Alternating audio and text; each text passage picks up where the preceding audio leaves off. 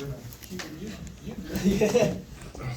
mentioned after the game the other night that Armando, the dependability is something you've really come to, sort of rely on and appreciate about him. When did you notice him take the next step in terms of that, in terms of him emphasizing that and prioritizing that with his own game? Well, throughout his entire career, I think he's done that. I think the last time we talked, I referenced a couple points last year and this year. The Virginia game here at home last year, where he was really good, and I just felt like the light bulb came on that he can be one of the best players in the country. He could take it to a different level, and then after he came back after missing a game against Virginia Tech, he's just been lights out. And so the way that he's improved, the way that he works, the way that he leads is something that, as I told you before, is what you want as a coach. You want to be able to come to the gym and know what you're getting. And from Armando, 100%, you know what you're getting. And something else that I hadn't mentioned about Armando, all of our guys have aspirations of playing at the next level.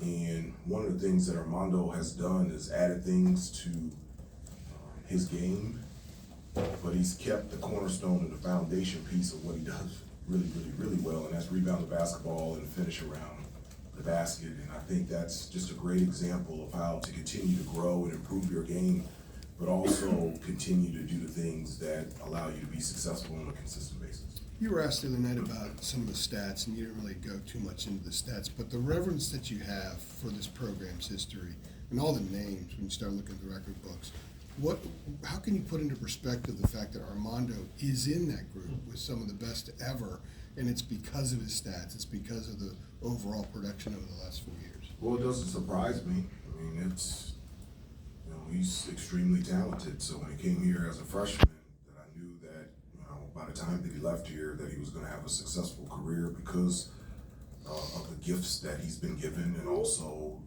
the work ethic that he puts in every day to put himself in a position to be successful. And so to be mentioned alongside a number of Carolina greats is, I know for him is humbling, and it puts him in a place of thankfulness and appreciation for being a part of this place, for being a part of this program, and also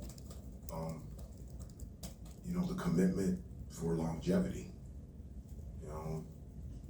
A player of his ability and the things that he's accomplished, normally in the past, that's somebody that would have already left and gone to the NBA. And because of his love for this team and this program and this university and this community, he wanted to stay here. And so a lot of these records are because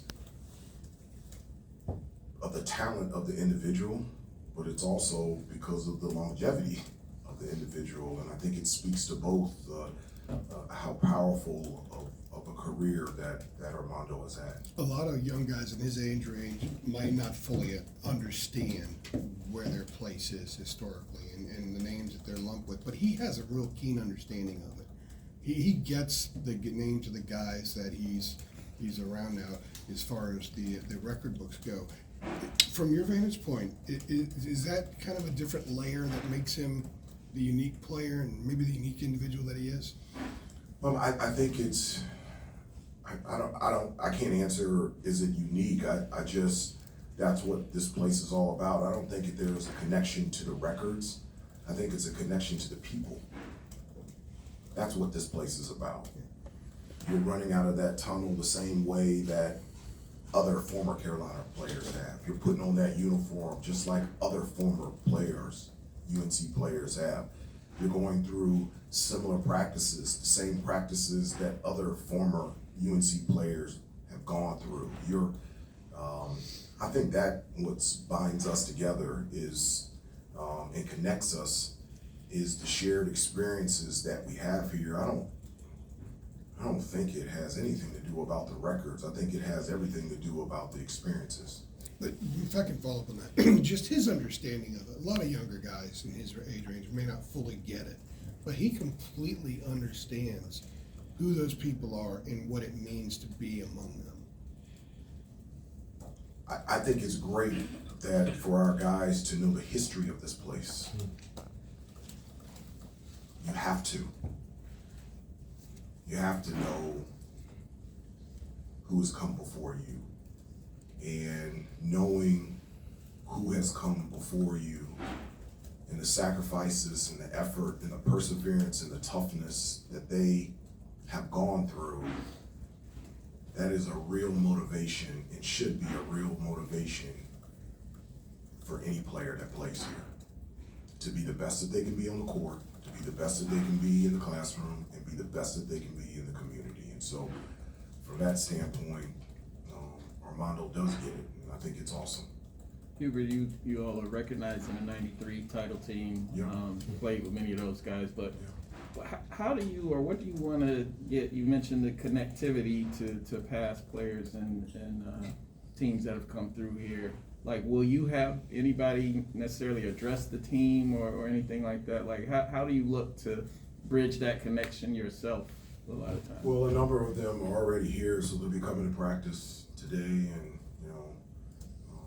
after the game, more than likely we'll have them in the locker room just to be able to interact with our guys. The 97, 98 team with Antoine Jameson and Vince Carter came during our exhibition game, Johnson C. Smith, and them, that era, them coming in the locker room and just being able to interact with our players was really huge. CL, this is very important to me. It's important for me that whomever you play for, whether you played for Coach Smith or Coach Guthridge or Coach Doherty or Coach Williams, it's really important for the former players to come back and be able to identify with this place and say, this is the place where I went to school. This is the Carolina that I went to.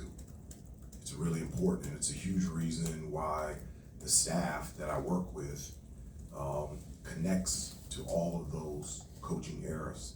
Is because I wanted to give our guys the full body and the full menu of what this place is about. And so having and honoring teams like the 93 team and earlier this year, the 97, 98 team is very important to be able to connect the dots and to have those shared experiences and for our players to get to understand that. And I think that's a huge determining factor of why Armando gets it in terms of the records, because of his relationships with past players and understanding the history of this place. Hubert Terquavion scored 34 points in the Smith Center last season. Yeah. Easy to forget when y'all beat him by 20, but he was obviously really good. I haven't forgotten. Yeah, he was obviously really good last season. But how have you seen him take that next step this season to be even better? Well, he's a fantastic player. He's a basketball player, and that's the thing that I can compliment him the most. Yes, he has a gift to be able to score. He can score at all three levels, and he has the ability, whomever is guarding him, to be able to create a shot for himself and for his teammates at any given time, and he's just that good. But he gets after it on the defensive end, and I don't know where he ranks in terms of assists, but it's up there in terms of the ACC, so he's making guys better.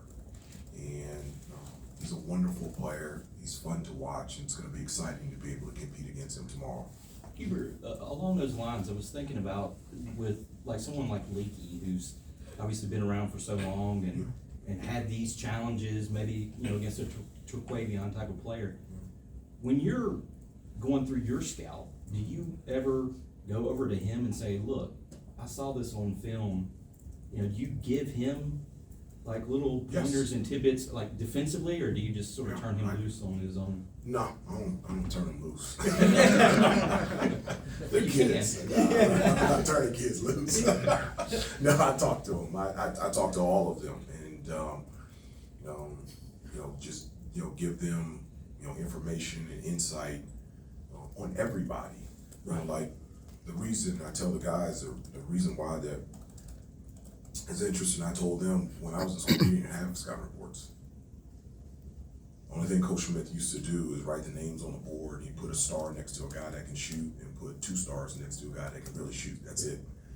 His belief was that if you just do the things that we practice and practice, whatever they did, you'll be more than prepared. So now we have shoot-arounds, now we have scouting reports, we look at film, we give them a scouting report sheet, all that information. The reason why that we give them that is just to give them a little bit of advantage on both ends of the floor to be able to instinctively make plays out there. And so the little, the extra information, the tidbits that we give all of our players on whomever that we're playing, that's what we're doing, is just to try to give them just a little advantage out there to instinctively be the basketball players that they all can be. Hubert, they've got a lot of help through the transfer portal with Joyner and Burns. I want to specifically ask you about Burns. He's a guy who's got a good touch around the rim, but one thing that strikes me is when you watch him, like in the Miami game, they ran a lot of their offense in the second half. He's a bringing him gifted in the middle, passer. and he moves the ball so effectively. Like, how difficult of a challenge is it defending a team that has a big man that can pass that well? It's very difficult. It's extremely difficult because, he has a gift at being able to score around the basket. He just can. He does a really good job of getting the position down low on the block, and his ability to use his size to be able to create space to score consistently down on the block is a huge problem every night he steps on the floor. What makes him even more difficult to defend is, normally you could just say, okay, let's just go double team him. You can't do that. It's because he's such a gifted passer. He's almost like a second point guard out there, and giving his ability, his great vision. Not only is he a really good passer, he's also somebody that gets the ball to the right person at the right time where they can actually do something with it. And so he's playing at an extremely high level. He's, as I said before, he's extremely gifted, and it's going to be fun to watch the matchup, between him and our bigs. Hubert, do you know now, is Jalen gonna be available? Yeah, he'll be Is that available. still- He practiced yesterday, so Jalen will be back. He'll be available. How did Pete handle the couple of days since the game, as far as recovering, how he felt after getting 30 minutes? I thought he felt.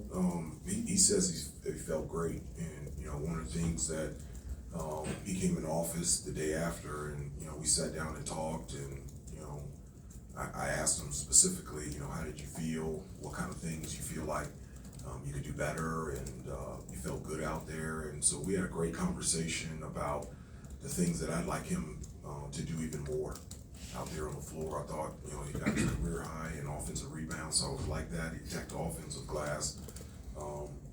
But Pete is, he's such a great person and such a great teammate. Sometimes he's such a great teammate, he wants to fit in.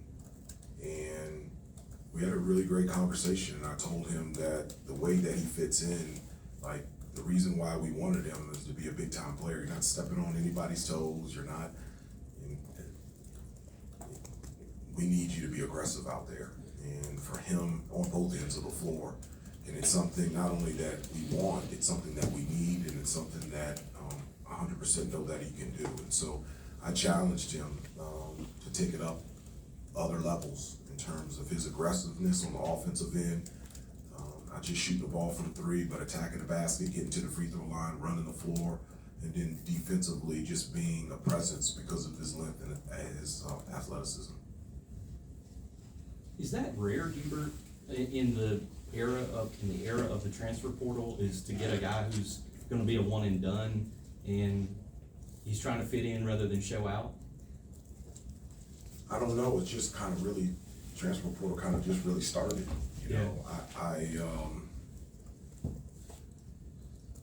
I think maybe a little bit, one of the things that Pete has said is that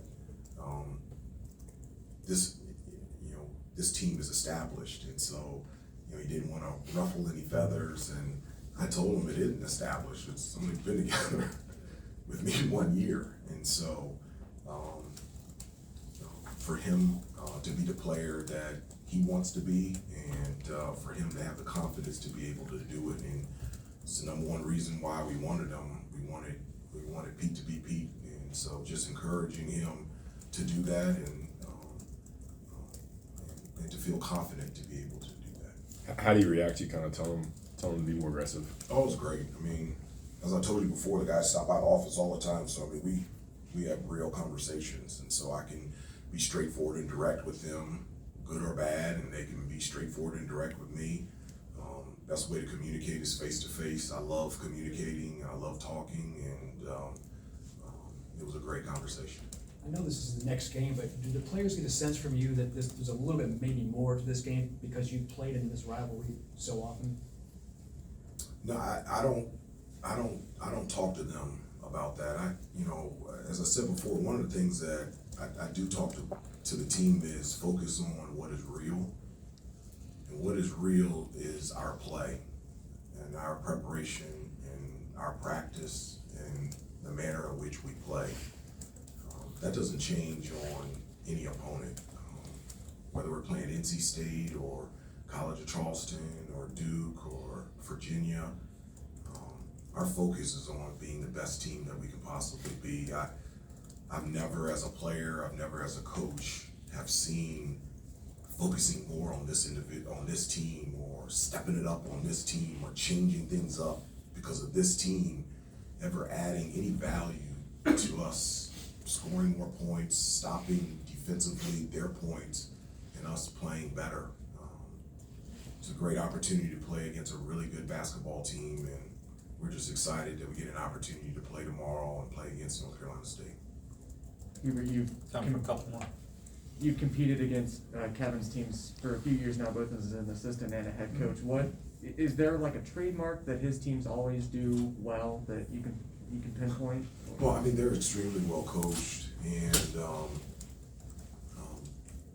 one of the things or a number of things stick out to me. And first off, from a defensive standpoint, they put so much pressure on you defensively. They're always right there up in you, and really they do a great job of pressure defenses, whether it's just man-to-man or trapping. They do a great job of creating turnovers, so that's going to be huge for us from an offensive standpoint, is to limit turnovers and make the easy play. Offensively, they always have extremely gifted players that have the ability to be able to score, be able to create one-on-one, and so every year that's NC State. I think an added layer to them this year is DJ Burns. His ability to consistently score down low in the paint. So now they have a consistent inside-outside punch from an offensive standpoint that is consistent, and it makes them even better. And so, but they're extremely well coached, and every time that we play them, whether it's here or over in Raleigh, it's always highly competitive and exciting to be a part of. You guys in NC State both lead the league in scoring. I think it's the same exact number, 79.5. When we would talk to Roy back in the day, he'd always say, "Well, I want more. I want it to be faster. I want it." You give him a number, he wanted it higher. Yeah. Like, do you have a number you would like your team scoring at? I know more than the other opponent, I'm sure, but He took away your out. You know what I was about to say? We've been together too long. This is when I would suggest ask and answer. But I'm saying, do you what you're at 80 points basically. What number would you like them hitting? I can't remember, Kirsch, you're gonna have to help me, but my number or goal, I think the highest point per game average by a Carolina team was the 86, 87 team. In that year. And I can't remember, Kirsch, I'm putting you on the spot. I've actually talked to the team last year, and Coach Lebo was on that team. And I told Coach Lebo, we're gonna beat your team. We're gonna beat you guys. And so it's higher than 80. I know it is. It's gotta be. It's higher than 80, and that's where I wanna be. Honestly, where my focus is right now has nothing to do about offense. I think we can score. It's all about defense, and when we get after it defensively, we're really, really good. And when we are not good defensively, we're not the team that we can become. And our success, whether it's against NC State or anybody else, it is tied to defending, it is tied to rebounding, and it is tied to taking care of basketball. But Sophomore year, what was it? 86, 87. It's like 91.3. Okay, Oh, good. that's what I want. You asked. All right, we'll hold you to I that. like that. Kenny Smith and J.O. Reed will help do that. Yeah, that's it. I'm sorry, you mentioned the importance Last of one. defense, that you're comfortable with the scoring and whatnot. With some of the incontinuity you've had with Pete missing games and Jalen missing the game, Yeah. how much are you still sort of tweaking what you wanna do in like ball screen coverages with your bigs? Or how comfortable are you with? I'm comfortable with that. Okay. I'm comfortable with ball screen defense, you know, and we can play it a number of different ways. We practice a number of different ways depending, on the opponent. And so having guys in the lineup, out of the lineup, doesn't present a challenge in terms of how we're guarding ball screen defense, but it does present a challenge in terms of the rotation. And this season, I don't know how many times we've had a full 18. It's been two games? Okay, and so that's where the tweaks, the pivots, the alters come in. But in terms of ball screen defense, it's a non-factor. But in terms of the rotation, it's something that you have to think about every time, unfortunately, somebody gets injured. Thanks, everybody. We'll get Armando in here.